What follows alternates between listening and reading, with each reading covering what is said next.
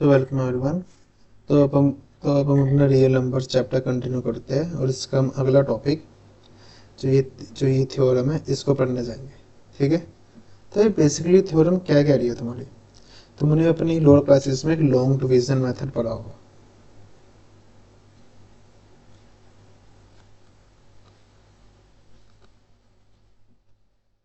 है ना। तो लॉन्ग डिवीजन मेथड में क्या होता है, बेसिकली तुमने कोई नंबर लिया, सपोज 39, और उसको तुमने डिवाइड किया लेट्स से 6 से। तो कैसे डिवाइड होगा, 6 इंटू 36 माइनस कितना आ गया, 3 आ गया, है ना। तो जो इसमें क्या होता है, जो तुम्हारे 6 है इसको हम बोलते थे डिवाइजर, है ना। जो ये तुम्हारे ये वाला 6 है इसको हम बोलते थे क्वोशंट,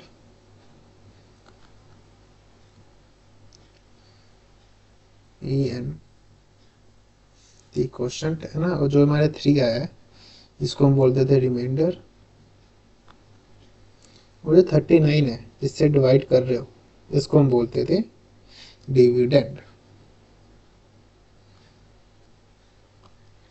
तो फिर जो ये थ्योरम है बेसिकली क्या है, इस लॉन्ग डिवीजन को एक तरह से हम स्टेटमेंट के फॉर्म में लिखने का तरीका है। इस पूरी लॉन्ग स्टेट में इस पूरी लॉन्ग डिवीजन को हम एक मैथमेटिकल इक्वेशन के फॉर्म में या फिर स्टेटमेंट के फॉर्म में लिखेंगे, तो उसको हम कहते हैं ये वाली थ्योरम, है ना। तो अगर हमने इसकी स्टेटमेंट लिखनी है, इसकी हमें स्टेटमेंट लिखते हैं सबसे पहले। स्टेटमेंट इस तरह से होगी कुछ, for any two positive integers a and b where a is greater than equal to b। Of course अगर तुमने डिवाइड करना है तो एक नंबर दूसरे से बड़ा होना चाहिए। 39 है वो 6 से बड़ा है तभी तुम इसको डिवाइड कर पाए हो, है ना। There exists a unique set of integers q and r such that a is equal to bq plus r। जो ये इक्वेशन है ये इंपॉर्टेंट इक्वेशन है। ये क्वेश्चन और कुछ नहीं, इस लॉन्ग डिवीजन की एक तरह से स्टेटमेंट फॉर्म है। ठीक है। इसको अगर हमने दूसरे फॉर्म में लिखना है, जो तुम्हारा ए है इस केस में क्या हो जाएगा, डिविडेंड डिविडेंड, है ना। मतलब जो बीच वाला तुम्हारा 39 dividend is equal to divisor into quotient plus remainder. ठीक है। अगर फॉर एग्जांपल अगर हमने इस लॉन्ग डिवीजन को इस इक्वेशन में लिखना हो तो हम कैसे लिखेंगे, सबसे पहले लेंगे डिविडेंड जो कि तुम्हारा है 39 will be equal to divisor that is 6 into quotient that is 6 plus 3 करके देखो, सॉल्व 36 आ जाएगा प्लस 3 विच इज 39, है ना। तो ये तुम्हारी होगी एक इक्वेशन। इसके बहुत सारे एप्लीकेशन होते हैं, इसको कई जगह यूज करते हैं, फ्यूचर में कई क्वेश्चन करेंगे जिसमें यूज होगा, पर एट दिस मोमेंट इसकी एक एप्लीकेशन है जो हमने स्टडी करनी है, वो है HCF। इस इक्वेशन को यूज करके हम HCF निकाल सकते हैं किसी भी दो नंबर्स का। ठीक है।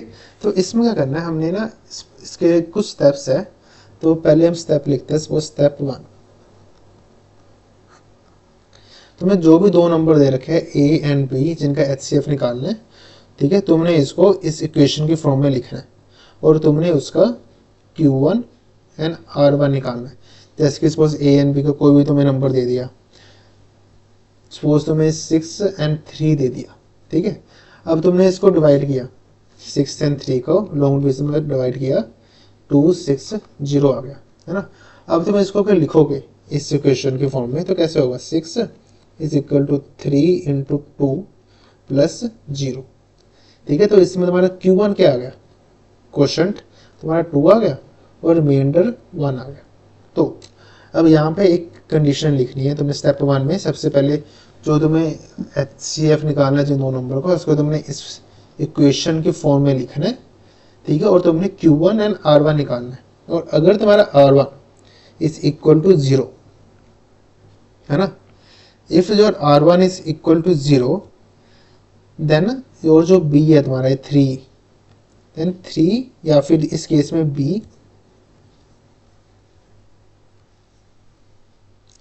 B will be your HCF।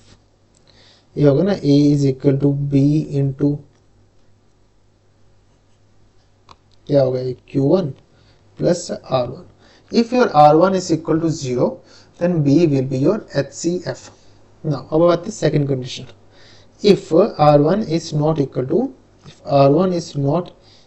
to 0। इसमें हम एक एग्जांपल लेते हैं। सपोज हमने एग्जांपल लिया इसका 210 एंड यहाँ पे आ गया हमारा 55, है ना। तो इसको हमने 3 से डिवाइड किया 165 45। तो यहाँ पे जो हमारी इक्वेशन बन जाएगी, क्या बन जाएगी equation, 210 is equal to 55 into 3 plus 45। ये तुम्हारा क्या हो गया, A is equal to B into Q1 plus R1। जैसे कि इस केस में है तुम्हारा R1 अब 0 नहीं है ना। तो तुम क्या करोगे, तुम फिर से इसको इसी इक्वेशन को अप्लाई करोगे। इसमें अब तुम क्या ले लोगे, B is equal to R1 into Q2 जो तुमने निकालना है प्लस और R2। तो बेसिकली अब तुम क्या करोगे, जो तुम्हारा B आया है इस केस में दैट इज 55, मतलब जो हमें दे रखा है B, उसको तुम डिवाइड करोगे 45 से, है ना। जो हमने यहाँ पे अगर किया, हमने 55 को तुम 45 से डिवाइड करोगे, क्या आंसर आ जाएगा 145 दैट इज 10। तो अगर हम यहाँ पे लिखेंगे इसको, क्या हो जाएगा 55 is equal to 45 into question 1 plus R2 कितना 10। अब देखो, अब हमारा फिर से R2 0 नहीं आया, है ना। तो हम फिर से प्रोसेस रिपीट करेंगे। तो अब हम क्या लेंगे, जो ये R1 है, तो ये तुम्हारा R1 है, जो तुम्हारा R2 है। अब हम इन दोनों को लेंगे। जैसे पहले हमने क्या लिया था, पहले हमने 55 को लिया था और 45 को लिया था। ऐसे ही हम यहाँ पे लेंगे, ठीक है। 45 इक्वल टू 10 इंटू, इसको अगर हम डिवाइड करेंगे किस पे जाएगा ये 45 10 क्या हो गया 4 40 that comes out to be 5, है ना। तो ये चला जाएगा 4 पे प्लस आ जाएगा 5, है ना। अब देखो, अब हमारा रिमाइंडर फिर से 0 नहीं आया, तो हम अब फिर से इसी सेम प्रोसेस को रिपीट करेंगे। अब हम लेंगे ये 10 और ये 5। अब 10 इज इक्वल टू 5। अब हम इसको फिर से डिवाइड करेंगे 10 5 2 10 0। तो ये हमारा आ गया 5 इंटू 2 प्लस 0। अब हमारा आ गया रिमाइंडर 0, है ना। तो इस स्टेज में हम कह सकते हैं जो तुम्हारा ये 5 है, ये वाला तो ये 5 है, ये तुम्हारा हैगा HCF। मतलब कि जिस इक्वेशन में तुम्हारा रिमाइंडर 0 आया, उस इक्वेशन का जो भी तुम्हारा ये इस B आएगा, जो भी तुम्हारा B आएगा वो तुम्हारा होगा HCF, ठीक है। जैसे कि देखो, फर्स्ट में क्या था, इसमें डायरेक्टली 0 आ गया R1 ही, तो इसमें हमने डायरेक्टली 3 को HCF ले लिया। पर अगर तुम्हारा R1 0 नहीं आता, तो उसमें क्या, तुम प्रोसेस को रिपीट करते रहोगे। तुमने पहले लिया, तुम्हारा R1 0 नहीं आया, तो तुमने क्या करा, B को और R1 को फिर से डिवाइड कर दिया, है ना। तुमने B को और R1 को फिर से डिवाइड कर दिया, फिर तुम्हारा इससे R2 आ गया। अब वो फिर से 0 नहीं आया, तो तुमने R1 एंड R2 को फिर से डिवाइड कर दिया। यहाँ पे R1 और R2 को फिर से डिवाइड कर दिया, जिसकी वजह से तुम्हें Q3 एंड R3 मिल गया। अब तुम्हारा R3 फिर से 0 नहीं आया, तो तुमने R2 और R3 को फिर से डिवाइड कर दिया, जिससे तुम्हें क्या मिल गया Q4 और R4। अब तुम्हारा R4 0 आ गया, तो इस केस में तुम्हारा 5 था जो कि B था बेसिकली, वो तुम्हारा आ गया HCF, ठीक है।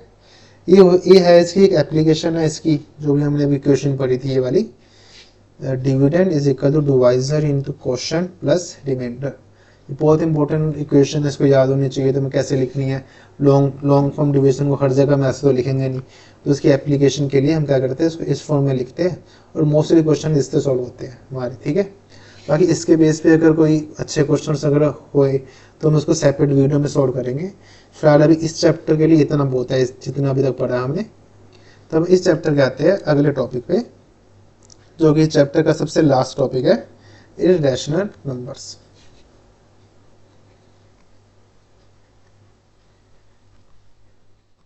इररेशनल नंबर्स, अगर तुम्हें याद हो हमने स्टार्टिंग में ही रियल नंबर्स को तो क्लासिफाई किया था। उसमें इररेशनल नंबर्स में हमने बोला था इररेशनल नंबर्स वो होते हैं जिनको हम p/q की फॉर्म में नहीं लिख सकते बेसिकली, है ना, और जिसमें q ऑफ कोर्स तुम्हारा 0 का भी नहीं हो सकता। जिसका एग्जांपल क्या हो सकता है, जैसे कि तुम्हारा हो गया √2 हो गया, √3 हो गया, √15 हो गया। बट अभी जरूरी नहीं कि सभी जो रूट है तुम्हारे स्क्वायर रूट है वो इररेशनल नंबर होंगे। फॉर एग्जांपल √4 है, is not a irrational number. क्यों? क्योंकि √4 को तुम फर्दर सॉल्व कर सकते हो। √2 × 2, जो तुम्हारे 2 है तो बाहर निकल जाएगा, तो बेसिकली 2 रहेगा सिर्फ, जिसको तुम p/q के फॉर्म में लिख सकते हो, जो भी होगा 2/1, है ना। तो इसलिए हम कहते हैं √4 is not a irrational number, but √2, √3, √15 are irrational number, क्योंकि तुम इसको फर्दर सॉल्व नहीं कर सकते और इसको तुम p/q के फॉर्म में नहीं लिख सकते, है ना। तो अब इसमें क्या होता है, हमारी एक इररेशनल नंबर्स के लिए एक थ्योरम है जो बहुत इंपॉर्टेंट है, जिसके बेस पे हम आगे क्वेश्चन सॉल्व करेंगे।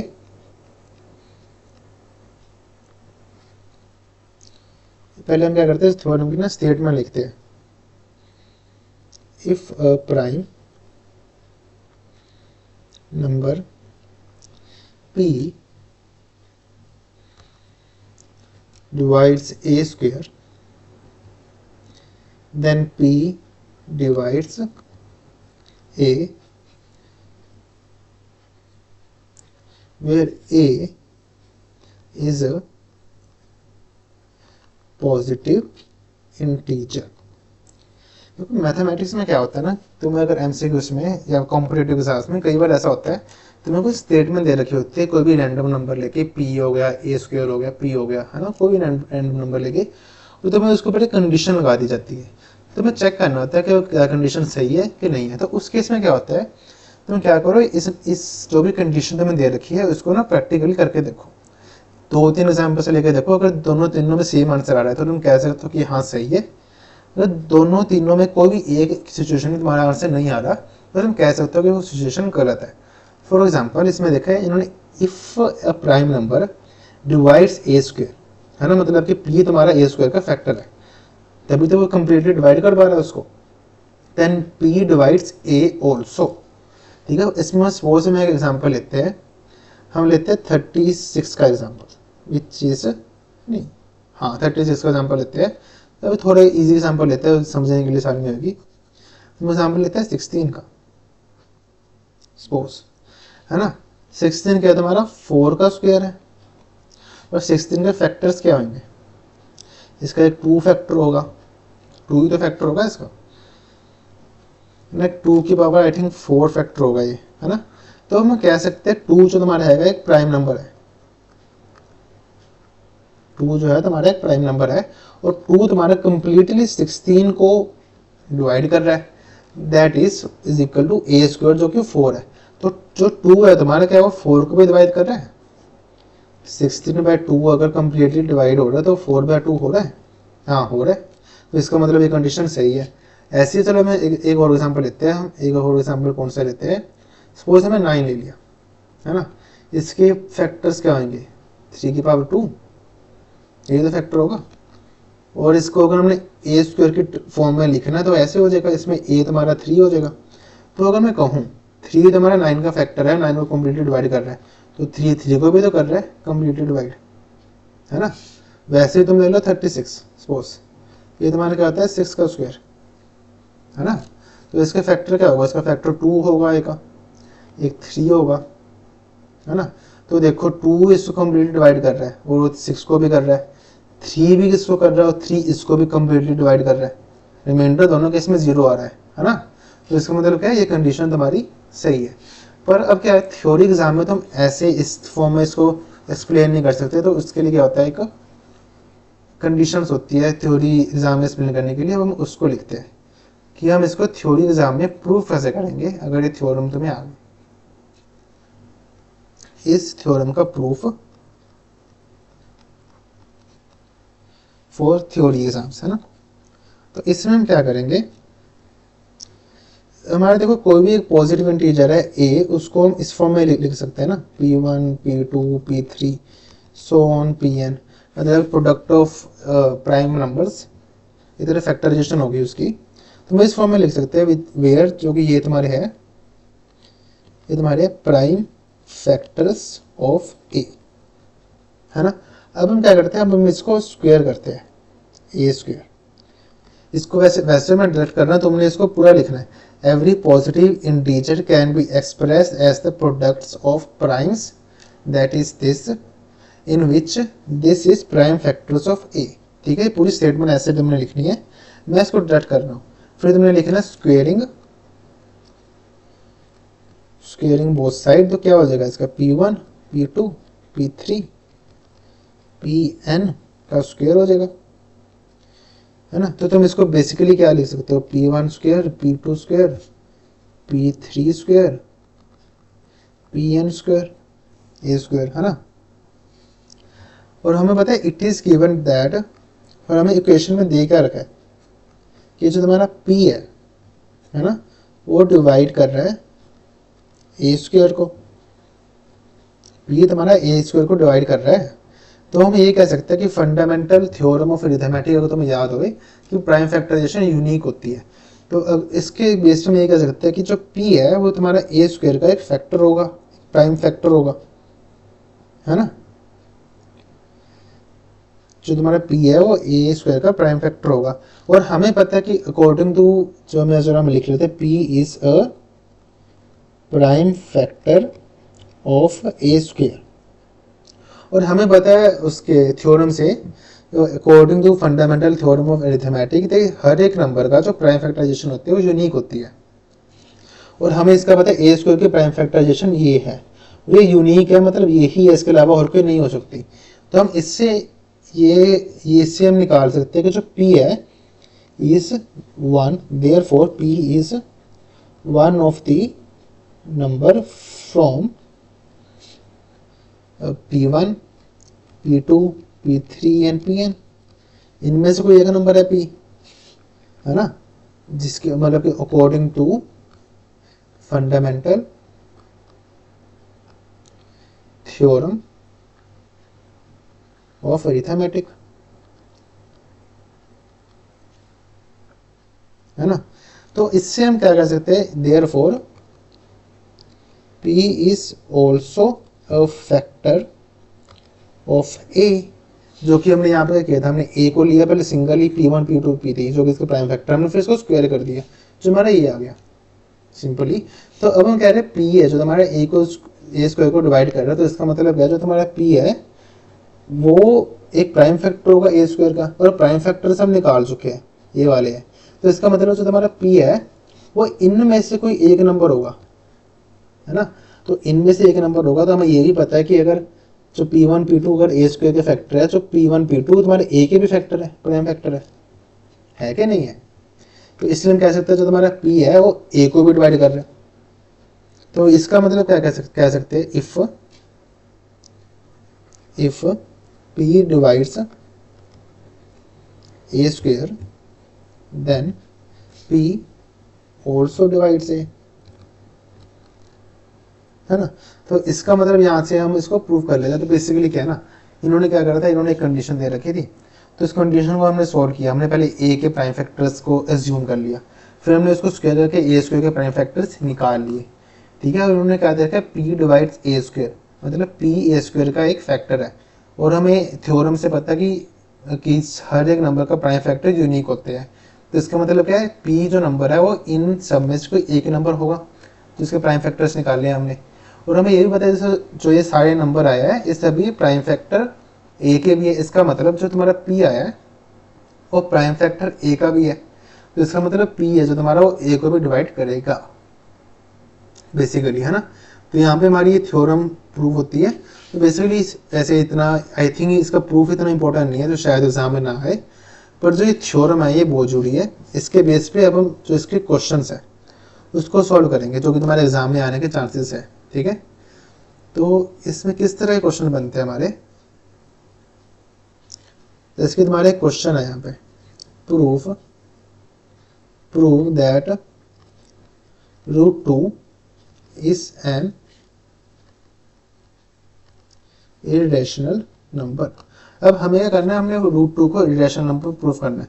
तो इस केस में हम क्या करते हैं, हम ना एक तरह से कंडीशन डाल देते हैं कि चलो तुम कह रहे हो हमने √2 को irrational नंबर प्रूव करना है, तो हम ऐसा करते हैं एक बार के लिए हम √2 को रैशनल नंबर मान लेते हैं। Let √2 be a rational number, ठीक है। अब रैशनल नंबर की खासियत क्या होती है, देयरफॉर √2 कैन बी एक्सप्रेस्ड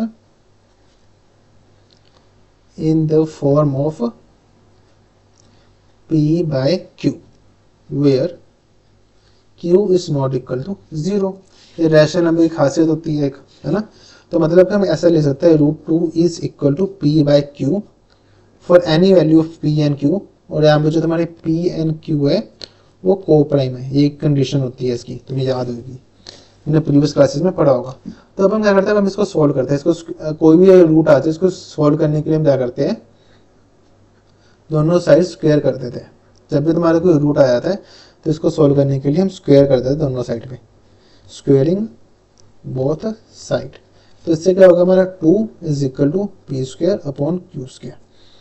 तो अगर हम क्यू स्क्वायर को उधर ले जाइए तो हमारा p square is equal to 2 Q square. अब ये कुछ देखा देखा लग रहा है तुम्हें, ये चीज तुम्हें देखी देखी लग रही है।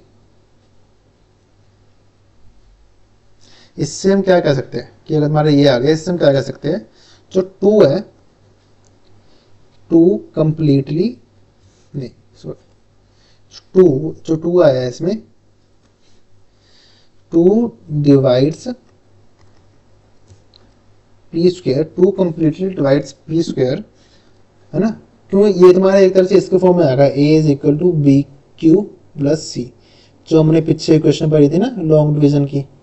इसमें ए क्या तुम्हारा पी स्क्वायर है is equal to 2 Q square plus C. अब सी तुम्हारा 0 हो गया जो कि तुम्हारा रिमाइंडर था, इसका मतलब क्या है, कंप्लीटली डिवाइड कर रहा है पी स्क्वायर को, 2 है वो पी स्क्वायर को कंप्लीटली डिवाइड कर रहा है। तो हम कह सकते हैं 2 डिवाइड्स पी स्क्वायर।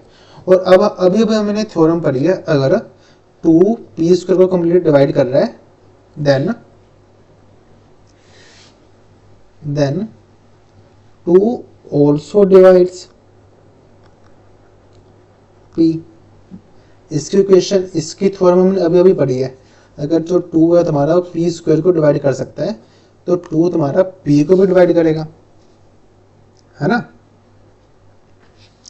तो हम इसको ऐसे लिख सकते हैं, अब हमें पता लगे जो 2 है वो p को डिवाइड करेगा, तो हम इसको ऐसे लिख सकते हैं p is equal to 2 into M.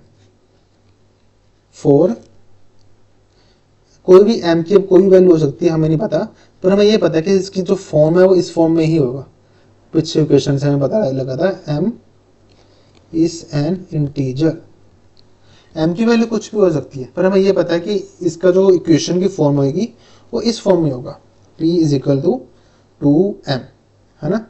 अब हम क्या करेंगे, जो ये तुम्हारा p है इसको हमने इसको इक्वेशन 2 ले लिया, और जो हमारी पीछे इक्वेशन आई थी ये वाली, है ना, इसको हमने ले लिया इक्वेशन 1, है ना। तो अब हम क्या करेंगे, जो ये वाली इक्वेशन है तुम्हारी, या फिर हम इसको इक्वेशन 1 ले लिया हमने, जो तुम्हारी ये वाली इक्वेशन 2 आई है इसको हम इक्वेशन 1 में सब्स्टिट्यूट करेंगे। तो बेसिकली पी स्क्वायर की वैल्यू हम उसमें पुट करेंगे, p की वैल्यू 2m का square will be is equal to 2q square, ये बन गया।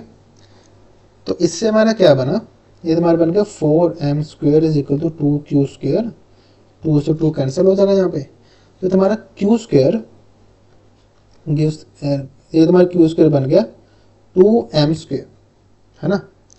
तो इससे हमें क्या पता लग रहा है, 2 divides Q square, therefore 2 also divides Q, है ना।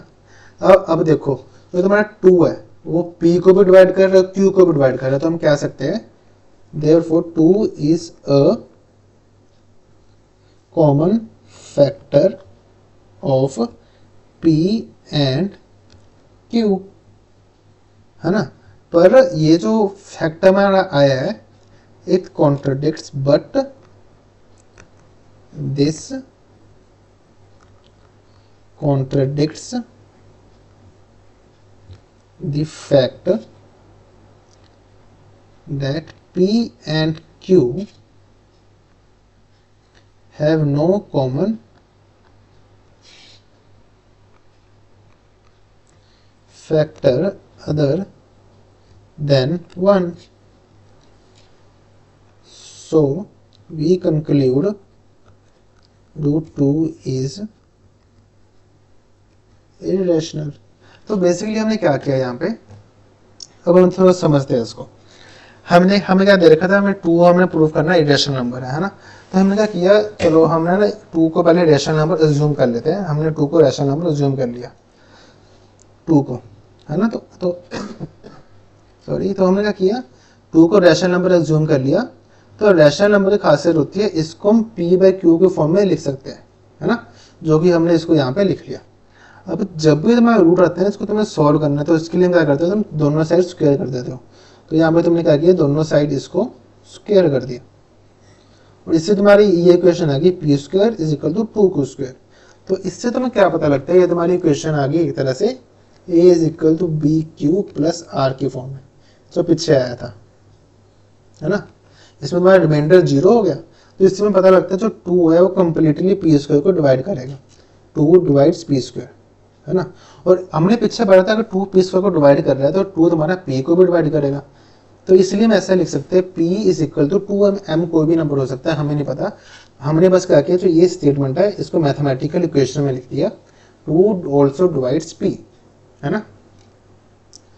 तो अब हमने क्या किया, जो p की वैल्यू है, अब हमने क्या किया, इसको इक्वेशन में पुट कर दी।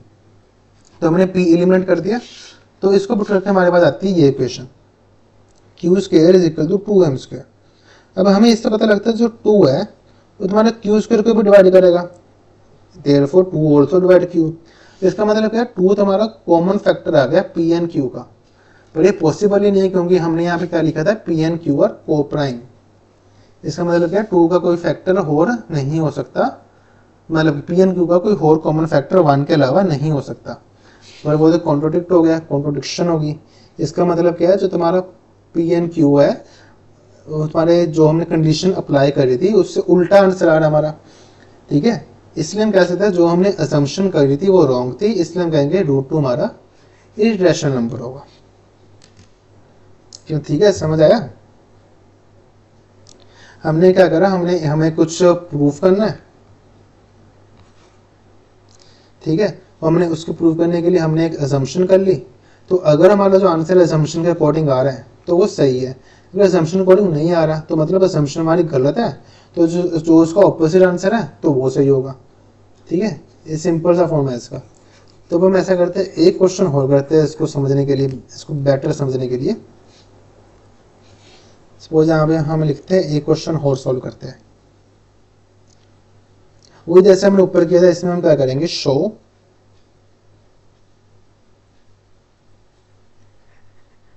show 3√2 is irrational number, ठीक है। सिमिलर प्रोसेस है। हमने क्या करना है, इसको let 3√2 be rational। तो फिर हम इसको 3√2 को p/q फॉर्म में लिख सकते हैं, where p and q are co-prime integers, है ना। तो अब हमने इसको सॉल्व करना, तो हम क्या करेंगे, पहले तो √2 को एक जगह रखेंगे और 3 को इधर लाएंगे ताकि हम इजीली सॉल्व कर पाए इसको, ठीक है, तो अब हम क्या करेंगे, जो हमारे 3a and b है ना, जो हमारा 3p and q है, इससे देखो जो ये है तुम्हारा 3p and q, ये जो पूरा नंबर है ये तुम्हारा रेशनल नंबर है।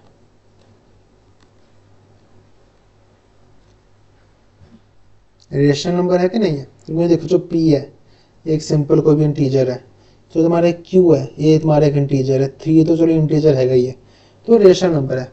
और हमें पता है जो √2 है इज एन इरेशनल नंबर, तो ये हमने अभी पीछे प्रूफ किया था इसको, ठीक है। तो तो कभी भी कोई भी इरेशनल नंबर रेशनल नंबर के इक्वल नहीं हो सकता, है ना। तो यहाँ पे हम लिखेंगे since 3p and q are rational, 3 नहीं, यहाँ पे आएगा p/3q इज ऑल्सो रेशनल, है ना। But a rational number cannot be equal to irrational number, that is √2. Therefore we conclude that 3√2 is irrational, है ना। क्योंकि देखो हमने स्टार्टिंग में कहता है 3√2 को रेशनल नंबर लेके सॉल्व करने की कोशिश करी 3√2 को, पर उससे क्या हो रहा है, हमारी कोई क्वेश्चन बन रही है जो कि प्रैक्टिकली पॉसिबल नहीं है और इसको हम आके सॉल्व नहीं कर पाएंगे। इसलिए हम कहेंगे जो हमने असम्पशन ली थी वो गलत असम्पशन थी, इसलिए हम कहेंगे 3√2 इज एन इरेशनल नंबर, है ना। अब वैसे ही यहाँ पे सपोज हम एक और एग्जांपल लेते हैं, ऐसे हमने प्रूव करना है, अगर शो दैट 5 - √3 इज इरेशनल। हम इसको कैसे सॉल्व करेंगे, सेम जो हमने किया था, लेट 5 - √3 बी रैशनल। तो हम 5 - √3 को p/q में लिख सकते हैं, where p&q R O prime, क्यों, है ना। तो अब हम इसको सॉल्व कैसे करेंगे, तो अब हम इसको सॉल्व करेंगे, हम ऐसा करते हैं, जो q है तुम्हारा हम इसको उस साइड ले जाते हैं, p बन जाएगा 5q - √3q, ये बन गया तुम्हारा, है ना। तो हम क्या करेंगे, जो √3q है, q √3 को एक साइड रख लेंगे और बाकी को एक साइड ले जाएंगे, है ना। अब सेम जो हमने पीछे किया था, पीछे हमने क्या किया था, हम यहाँ पे ऐसा करते हैं, जो इसको इस साइड ले गए, हम जो q है इसको भी नीचे ले जा सकते हैं, √3 5q - p/q, है ना। अब हमें पता है, अब हमें क्या पता है कि ये जो 5 है, q है, p है, आर रेशनल, है ना। देयरफॉर जो भी ये टर्म आई है, इसको जब भी हम सॉल्व करेंगे, कि कोई भी फॉर्म में सॉल्व करें, ये हमेशा तुम्हारी क्या आएगी, is also rational, but √3 is irrational and irrational cannot be equal to rational number. Therefore our assumption is wrong. Therefore ये हमारा क्या था, 5 - √3 ना, हाँ।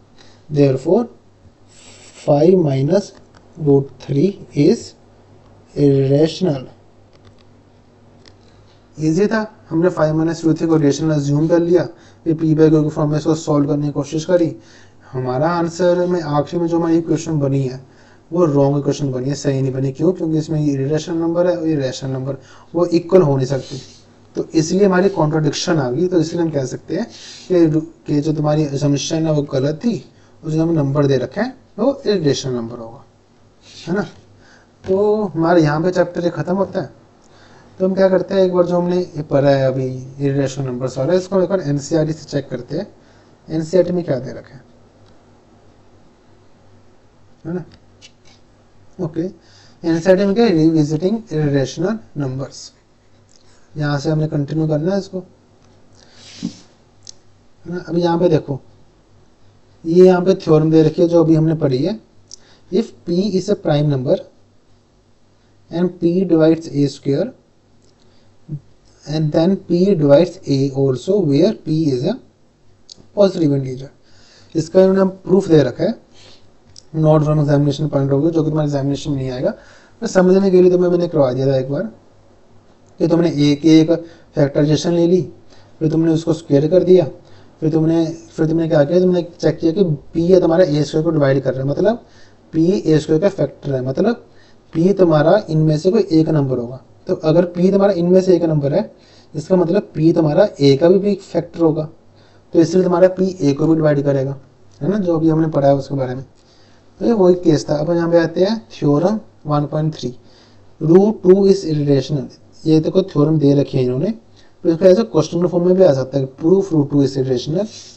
तो जो हमने किया था, हमने पहले रूट 2 को रेशनल मान लिया, लेट रूट 2 भी रेशनल, फिर हमने इसको p बाई क्यू के फॉर्म में लिख लिया, है ना, where r s are coprime, जिसका मतलब क्या है, इसका एक ही कॉमन फैक्टर होगा जो कि 1 होगा, ठीक है। तो अब हम यहाँ पे ले सकते हैं okay, where a and b are coprime, तो इसको फिर हमने आगे सॉल्व करनी है स्क्वेयरिंग बोथ साइड करके, फिर इससे हमारी ये इक्वेशन बन गई।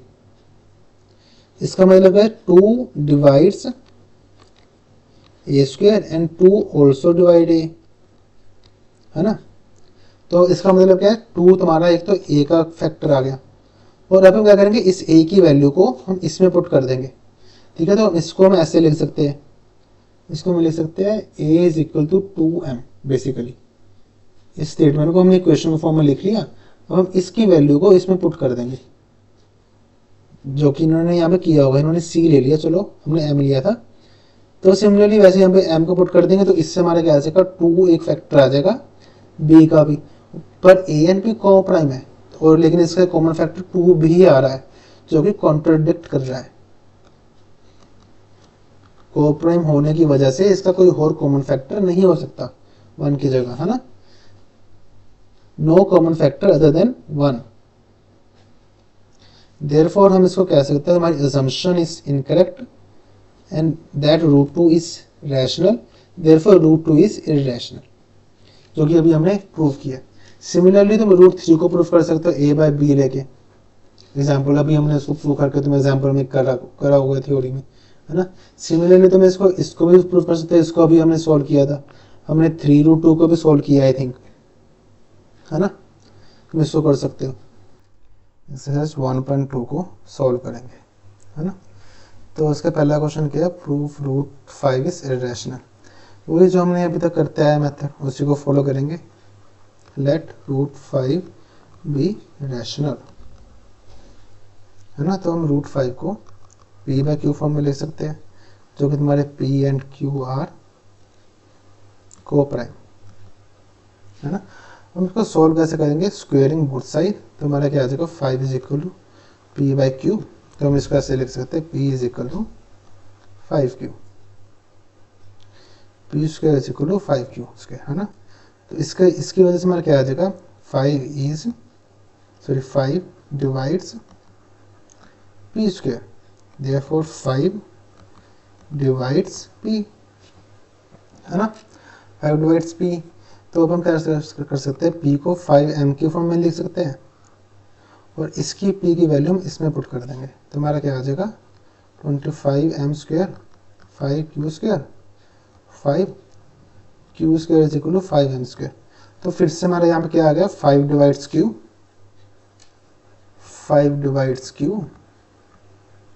स्क्वायर एंड 5 डिवाइड्स q, तो विच इसका मतलब है हमारा 5 है common factor of p and q, which is not possible because p and q are co-prime, therefore root 5 is irrational, क्योंकि जो हमारी असम्पशन है वो गलत होंगे, है ना। इजी क्वेश्चन है, जब हमने पढ़ा उसको तो हमने वैसे सॉल्व कर दिया एक बार, पर इसको प्रॉपरली जो इसका मेथड है लिखने का, जो मैंने तुम्हें करवाया हुआ है इसकी थ्योरी क्लास में, तुमने इसको बिल्कुल वैसे ही लिखना है। देखो सिमिलरली ये है तुम्हारा 3 + 2√5, इसको तुम क्या करोगे, लेट 3 + 2√5 रैशनल, 3 + 2√5 क्या हो जाएगा p/q, तो इसमें क्या हो जाएगा √5 p - 3q/q2, ये बन गया। अब हमें पता है ये रैशनल है, क्योंकि हर नंबर रैशनल है, और हमें पता है √5 इरेशनल है, which is not possible, therefore 3 + 2√5 will be irrational, है ना। इजी क्वेश्चन था, जो हमने अभी करा हुआ है इसको बिल्कुल वैसे ही था। इसको तुमने स्टेटमेंट फॉर्म में बिल्कुल वैसे ही लिखना है जैसे मैंने तुम्हें बताया हुआ है, ठीक है। तो हम आते हैं आखिरी क्वेश्चन पे। हाँ, prove the followings are irrational. Again 3 का फर्स्ट 1/√2 इज रैशनल, तो 1/√2 को हम p/q के फॉर्म में लिख सकते हैं। अब ये भी देखो सिंपल है तुम्हारा, फिर इसमें क्या हो जाएगा √2 q/p हो जाएगा, बेसिकली यही हो गया। और हमें पता है q1 p are integers, therefore q1 p are rational, पूरा रैशनल होगा, और ये तो इरेशनल है ये हमें पता है, और ये दोनों इक्वल कभी हो नहीं सकते, देयरफॉर हमारी जो असम्पशन है वो गलत होगी, इसीलिए हम कहेंगे 1/√2 इज इरेशनल, है ना। जो कि मैंने सॉल्व कराया हुआ वैसे ही सभी सॉल्व होंगे। वैसे अगर हम देखें अपना सेकंड क्वेश्चन, वो भी सिमिलर है। 7√5 अगर रैशनल है तो वो p/q फॉर्म में लिखा जाएगा, तो √5 क्या हो जाएगा p/7q। इसका सिमिलर क्वेश्चन हमने थ्योरी में पढ़ा था, ये पूरा रैशनल होगा, ये इरेशनल है, देयरफॉर इक्वल कभी हो नहीं सकते, इसलिए 7√5 इरेशनल होगा। सिमिलरली 6 + √2, ये भी हमने इस तरह का फॉर्म में भी हमने किया हुआ है ना।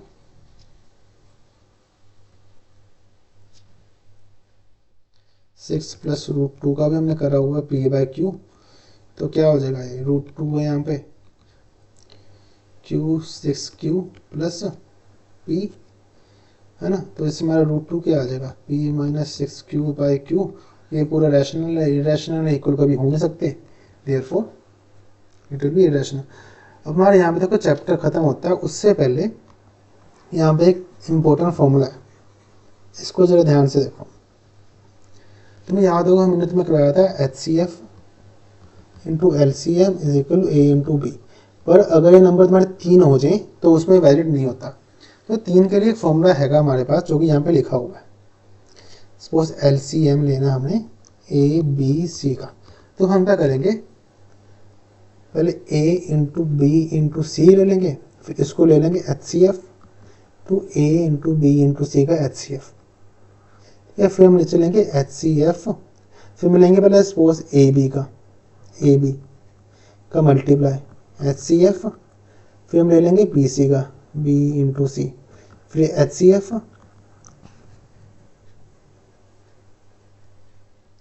फिर हम ले लेंगे यहाँ पे HCF, जो कि रिमेनिंग टर्म्स रहेगी A × C का, दैट इज A × C का, ठीक है।